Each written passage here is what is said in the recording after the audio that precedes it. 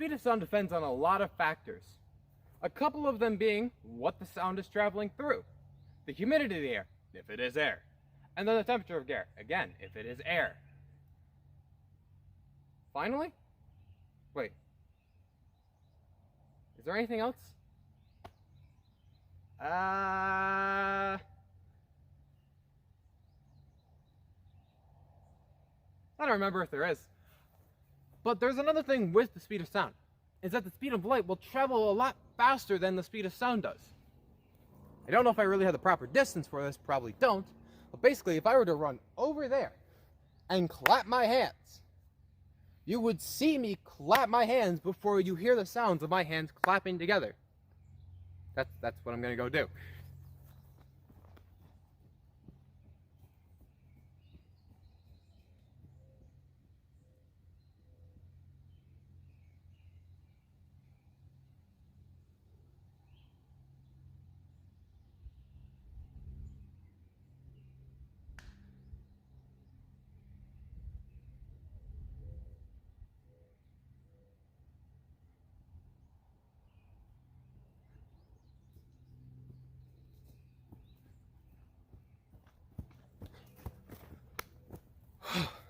It's a really far one. So, anyways, we're moving on to...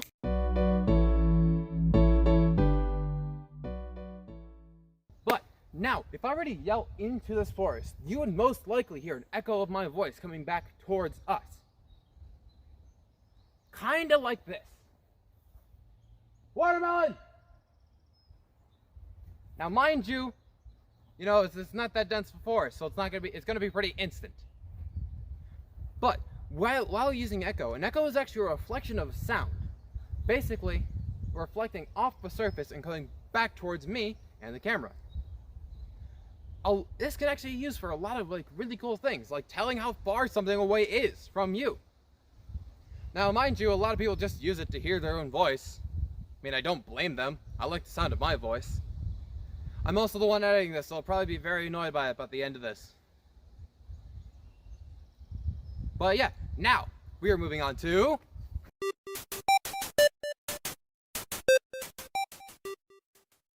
So, everything in the universe has a gravitational pull to it, like me and this tiny little kitten boy. Okay, I'll put you down.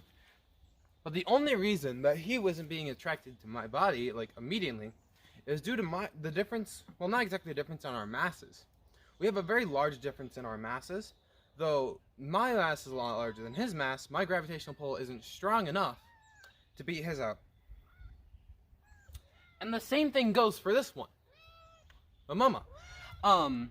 But then again, the gravitational pull of the Earth is a lot stronger than any of our gravitational pull. Every single object has one. And this is actually why, if I jump, the Earth pulls me back down towards it. But otherwise... Oh, well, this is also for a reason. People falling, but not in love. Physically falling and, you get in pain. But there's some other things, that can be explained by gravity, like a person's weight, which actually isn't equal to your mass. Now, we're moving on to...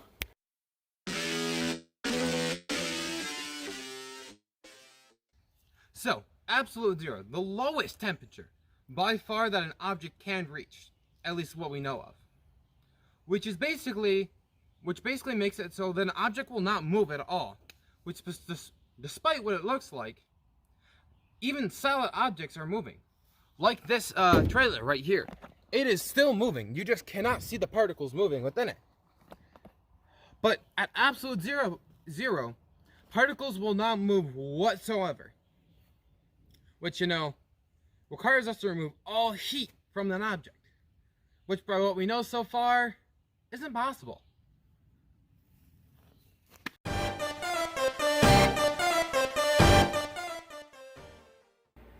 But now, I'm in my hallway of the kitchen to explain boiling. Which, besides what a lot of people think, is actually a cooling process. This is because the water vapor is pulling heat away from the water, as you can see right here. My water from my mac and cheese is boiling right there. Yes, I'm making mac and cheese because I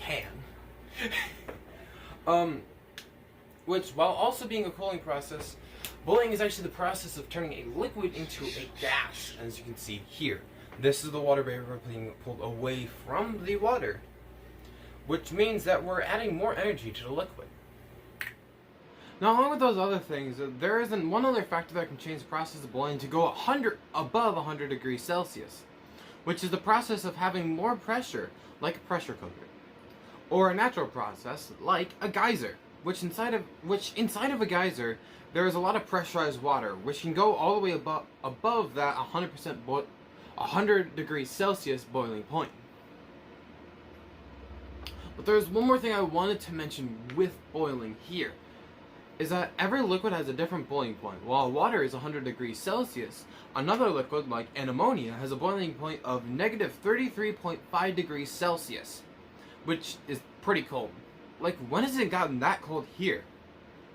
Oh.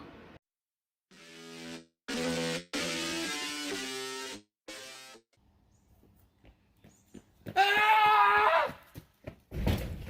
Ow. Okay, now that was an example of what you guessed, the Doppler effect, or in more Sheldon terms,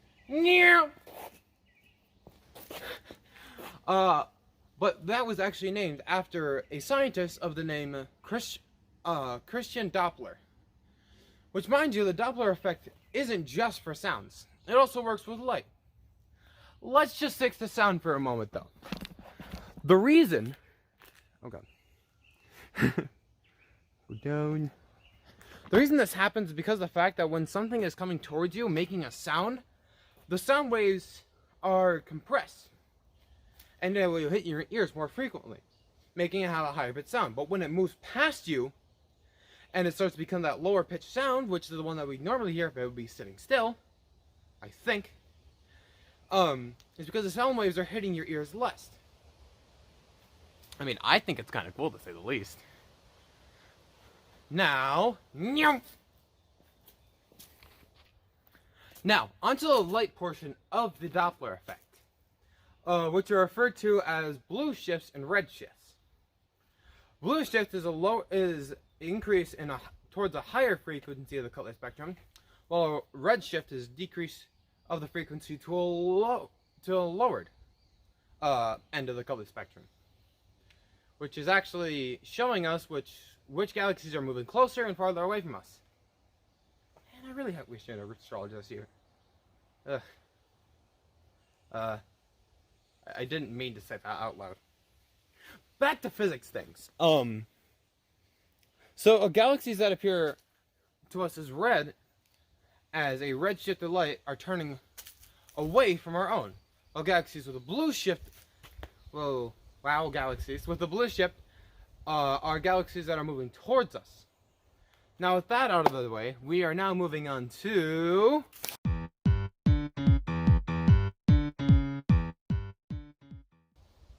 So, when sounds travel through different matters, there's a distinct difference between these certain types of matters. Those being... solid.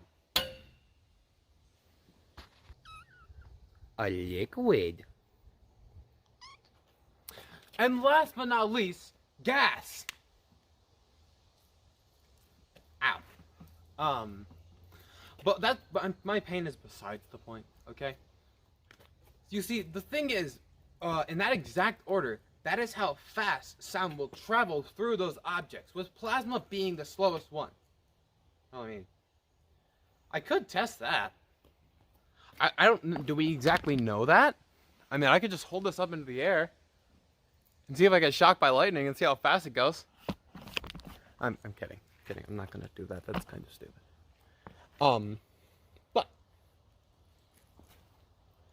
or am I kidding? Okay. Anyways, we are now moving on to...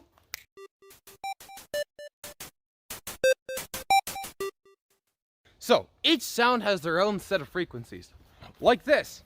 And like this. Which actually is within that audible range of the human ear, which is casually about 20 to 20,000 hertz. Though that does fade with age. Leopard.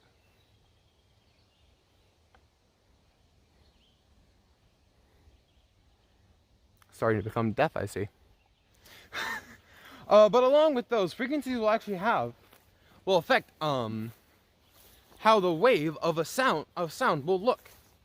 Higher frequencies will have a lot more waves, being at a higher frequency, obviously, while lower frequencies will have a lot less waves. Which actually, with these concepts, there's two certain range of hearing that we as humans cannot hear. Those being infrasonic, which is sounds that have frequencies below those 20 hertz, and ultrasonics, which has sounds above the 20,000 hertz. I am just rocking this, aren't I? My camera skills are impeccable. Which, mind you, some people can hear above those and below. Above or below, whatever you want to call it. But it's just by the tiniest little bit. You know?